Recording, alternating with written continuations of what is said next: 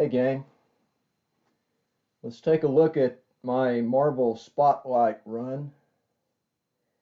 This title ran from 1971 to 1977.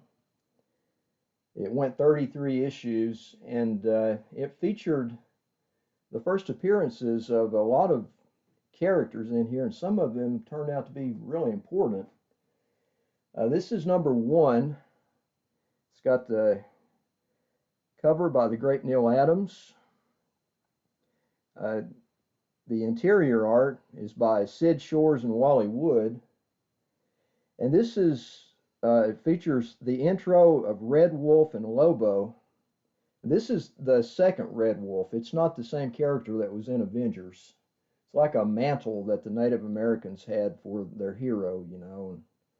And different people would come up and become the Red Wolf later on in history. And there's number two, first appearance of the Werewolf by Night. And that cover is by Neil Adams and Tom Palmer. It's really great. And it's got alterations by John Romita. Stan Lee always liked to have John Romita touch up faces and stuff. I guess he didn't want the art to be too stylized to the artist when it came to faces. He wanted more consistency in the characters, you know. And the artwork on the inside is by the great Mike Plug. It's written by Roy and Gene Thomas and Jerry Conway. And this is one of those 25-cent square-bound issues when Marvel made the price transition. You notice that the one before it is 15 cents. It's a normal-sized book. And then Marvel wanted to go up on their prices, so they added some extra pages to their books for, you know, a month or two there, a couple of months, I guess. And they went to 25 cents and added some reprints. Like, for instance, this one has a Bill Everett Venus reprint from 1951. And I really like this. I was buying comics off the rack during this period of time. Then I stopped for a while foolishly and began a few years later again. But I have most of these square bound the cover price transition issues, and these are really cool. I like them a lot because they bring back great memories. And this is a cool character. This is my off the rack copy of Marvel Spotlight number 2. And you know, it held up pretty good. I mean, I was taking care of my books at that time. This was 1971, so held up pretty good. And I'm glad too, because I'd hate to have to go buy one now. Prices are painful. Okay, here's number 3. This cover is by Mike Plug, with the artwork on the inside by Mike Plug, and it's written by Jerry Conway. And I double bagged some of these. There's the number 4.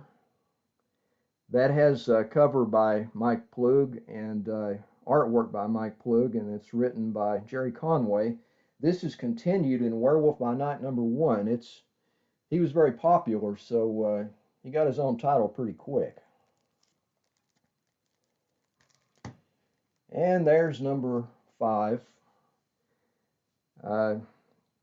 That cover is by Mike Plug, interior art by Mike Plug, and it's written by Gary Friedrich and Roy Thomas.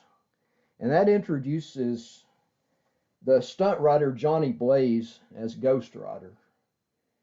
And he went on to become extremely popular. And you know, this guy named Gary Friedrich here that co-wrote this and co-created this character, I think, with Mike Plug. This Friedrich guy also wrote another kind of similar character for Skywald magazines. I think it was like just a few months earlier, named Hell Rider. That guy was quite different, though. He wasn't really supernatural. He was like a vigilante. And he crossed over with some other characters, and it was okay, but this was much better. And this Plug art is just awesome. And here's number 6. This is my off-the-rack copy of number 6. The cover is by Mike Plug. Interior art by Mike Plug and Frank Chiaramonte. It's written by Gary Friedrich.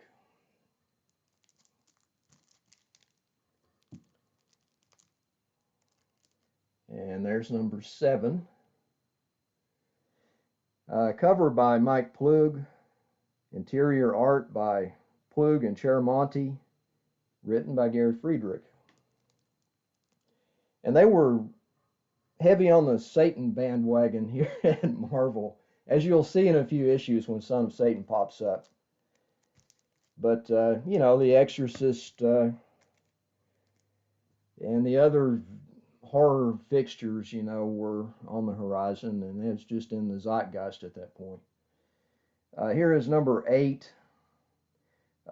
This cover is by Mike Plug, artwork by Plug and Jim Mooney, and it's written by Gary Friedrich.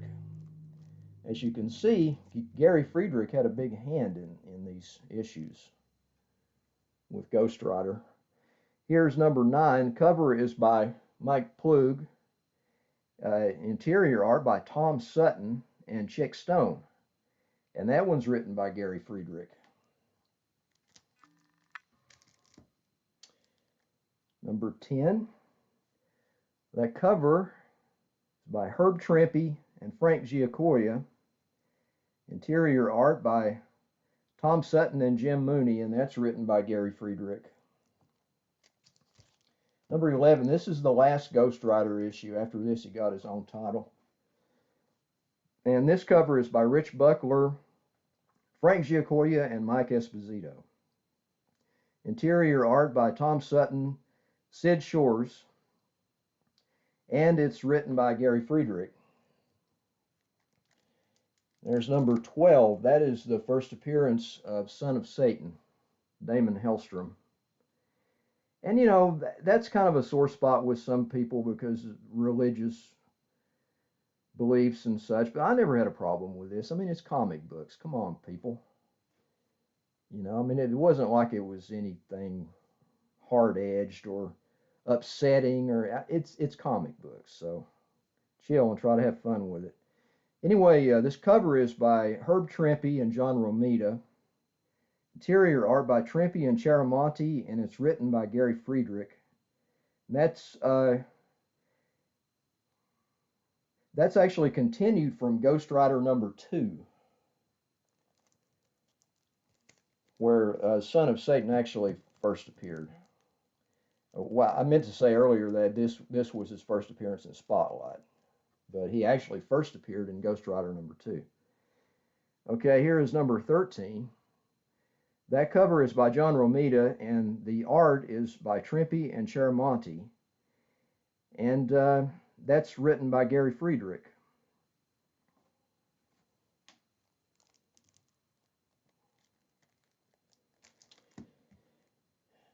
And we've got number 14.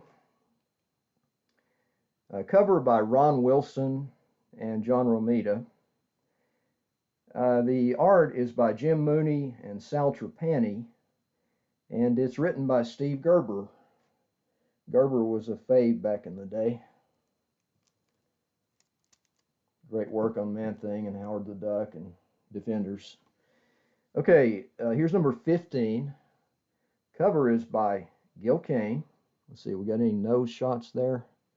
Nothing explicit. And John Romita did the inks on that cover. Maybe Romita kind of cleaned up where, I don't know if Kane wanted to go up that girl's nose or, but anyway, it was probably buffered a little bit by Romita. And we've got the artwork on the inside by Jim Mooney, and that one's written by Steve Gerber. You couldn't do much better than Steve Baby Gerber back in the day for weird, entertaining comics. Okay, here's number 16. Cover by John Romita. Interior art, Jim Mooney and Sal Trapani, and that one's written by Steve Gerber.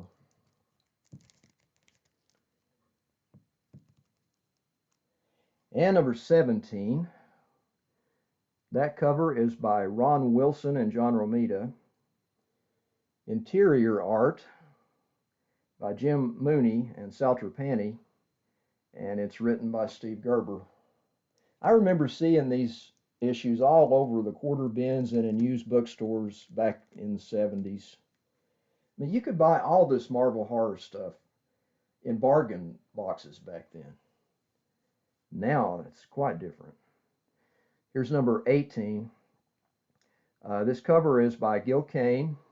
Check the nose. Yeah, she's getting a little bit nasal there. We call it nose porn on the Four Color Fossils show. Anyway, that cover is by Gil Kane and Frank Giacoia and John Romita.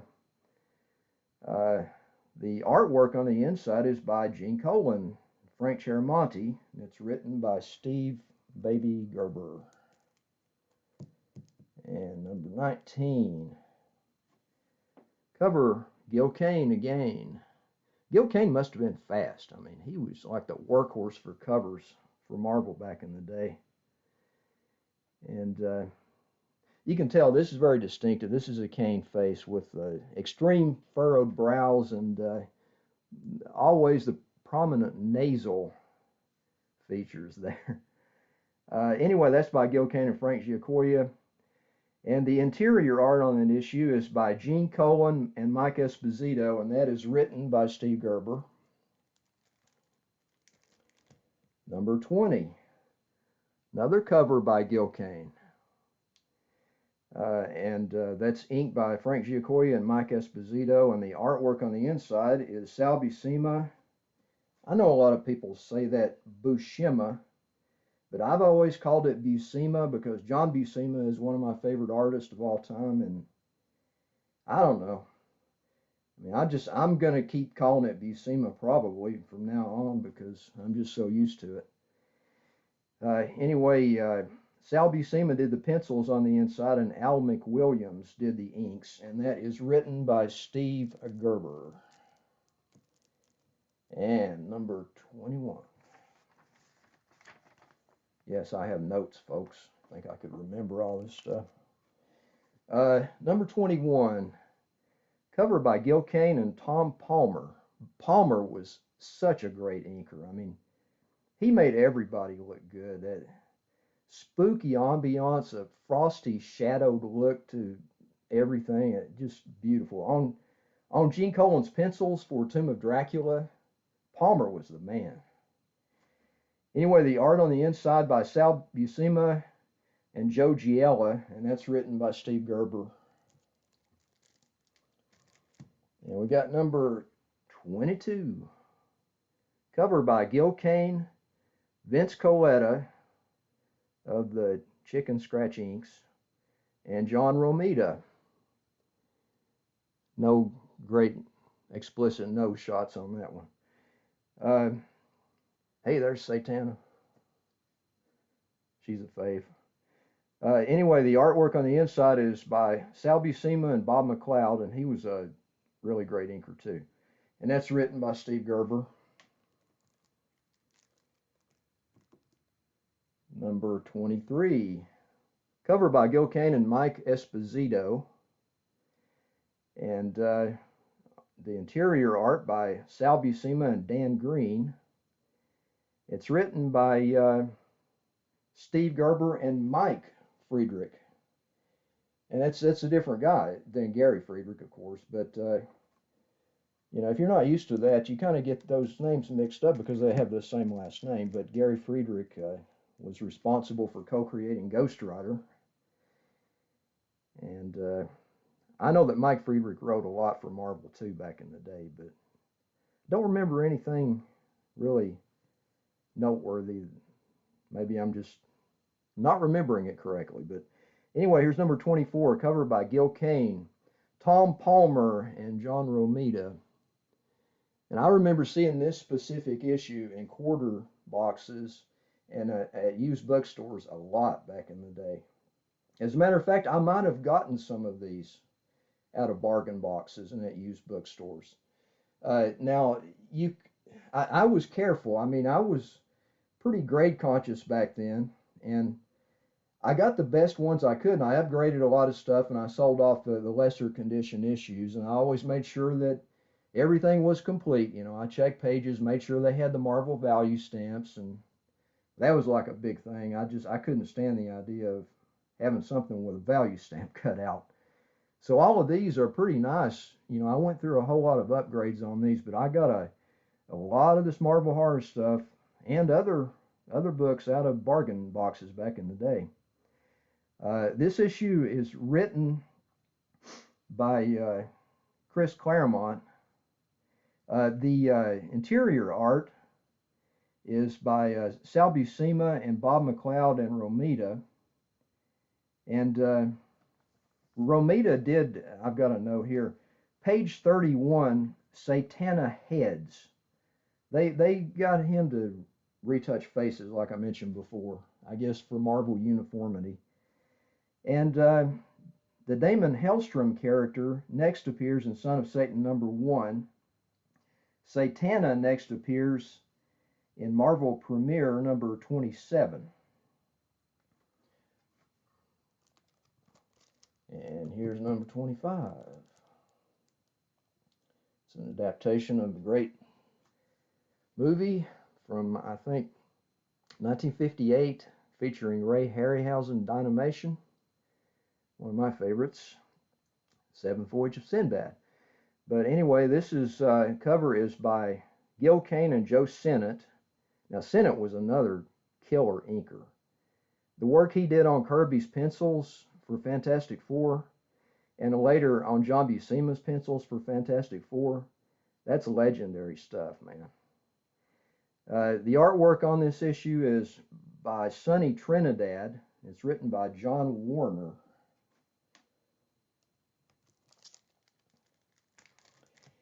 Here's #26. This cover is by Howard Chaykin and Al Milgrom.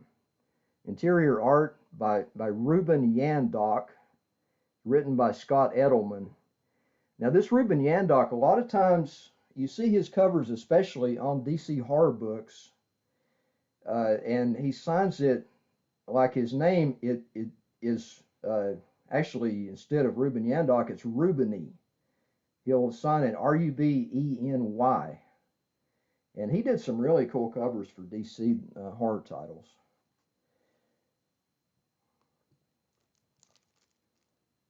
Here's #27. And this cover is by Gil Kane and Frank Giacoia. Artwork by Jim Mooney, and it's written by Bill Mantlo. Of course, you got Namor there doing his thing. Here's the first solo Moon Knight. This cover is by Don Perlin and Klaus Janson. And interior art by Don Perlin, written by Doug Minch. This is a really cool cover for Don Perlin. I mean, he was kind of a workhorse guy, you know, that he did a lot of later Werewolf by Night and different things for Marvel, and did a lot of Defenders later on. And he's kind of, I wouldn't say mediocre, but he's not one of the top, you know, artists for Marvel. But he did a great job on this cover. And of course, the Klaus Janson inks, you know, they make it pop up. That Janson guy did some great inks too, like on Defenders. His stuff on Sal Buscema pencils and Defenders is really good.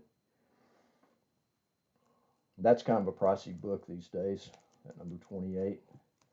Here's #29. This is covered by, of course, Jack Kirby. It sticks out like a sore thumb, and it's inked by Al Milgrom. Al Milgrom was another guy that was just kind of a workhorse standby, you know, that would come in and do acceptable work. And, you know, it's kind of hard to mess up. That Kirby stuff is so strong, it's kind of hard to mess that up, although Vince Colletta sure tried over the years. The interior art on this one is by Don Perlin, and it's written by Doug Minch. This issue's not very expensive. It's that number 28 that'll set you back. At least I think. I haven't been shopping for these things for a while, but I check eBay once in a while and see what things sell for. Here's number 30 with the Warriors 3. Cover by Rich Buckler and Joe Sennett. Interior art, John Buscema and Joe Sennett. Written by Lynn Wein. Number 31. This cover is by Howard Chaykin and Klaus Janson. And interior art by Howard Chaykin. It's written by Jim Starlin. Chaykin did some good work. And here is number 32. This one's a little pricey too these days. It's number 32. Cover by Gil Kane. And he didn't get into any explicit nostril action here. It's a wonder he didn't have Nick Fury looking up there so you could see his sinuses, but hey, he showed some restraint here. This cover is by Gil Kane and Bob Layton and John Romita. Now, I'm sure Romita came in and tried to touch up faces, and maybe that's the reason that the nose stuff is under control. Interior art by Sal Buscema and Jim Mooney. Written by Archie Goodwin. That's the first Spider-Woman, Jessica Drew. Her next appearance, I believe, is in Marvel 2-in-1 number 29, and then continued in Spider-Woman number 1 when she got her own title. And here is number 33, the last issue of Marvel Spotlight. That's Devil Slayer and Deathlock. Now, this cover is by Rich Buckler and Klaus Janson. Interior art by Rich Buckler and Michael Netzer as Mike Nasser. I always saw him as Nasser. He did some good inks back in the day. But according to Grand Comics Database, his last name is actually Netzer. And Arvell Jones and Klaus Janson on the inks. Okay, it's written by David Anthony Kraft. This is the first Devil Slayer, very similar to Kraft's and Buckler's Demon Hunter from Atlas Seaboard. This story is continued from Astonishing Tales number 36 and in Marvel 2-in-1 number 26. Devil Slayer continued in Defenders 58 through 60, and Buckler carries the concept on in Galaxia magazine number 1 from Astral Comics, June 1981. I actually have that. I'll probably show that sometime in a video. Who knows when that's ever going to come up, but anyway, there we go. That's my run of Marvel Spotlight. Hope you guys got some enjoyment out of that, and I'll see you later.